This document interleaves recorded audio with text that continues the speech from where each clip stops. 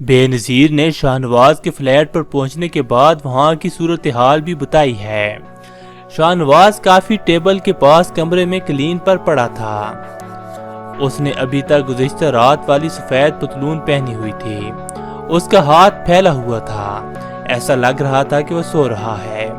گوگی میں نے چلا کر اسے جگانے کی کوشش کی، لیکن پھر میں نے اس کی ناک دیکھی جو چاک کی طرح سفید ہو چکی تھی۔ میں نے کمرے کے آس پاس دیکھا، کافی ٹیبل ٹیڑھی ہو گئی تھی۔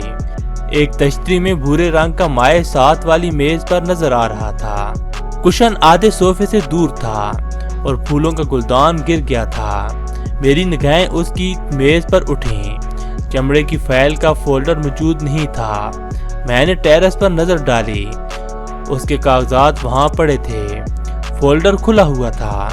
بہت بڑی گڑبڑ ہو گئی تھی۔ اس کا جسم ٹھنڈا تھا۔ خدا جانے کتنا وقت شاہ وہاں زندگی اور موت کی کشمکش میں رہا تھا۔ کسی کو الرٹ نہیں کیا گیا تھا اور کسی کے پاس وقت نہیں تھا کہ ان کے کاغذات کے ذریعے جانتا۔ ریحانہ کے ہونٹ ہلے۔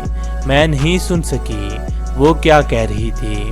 زہر، اس کی بہن فوزیہ نے کہا۔ اس نے زہر لیا۔ اگرچہ بعد میں شاہنواز کو زہر دینے کا الزام شاہنواز کی ہی بیوی پر لگا اور انہیں اس کی سزا بھی ہوئی۔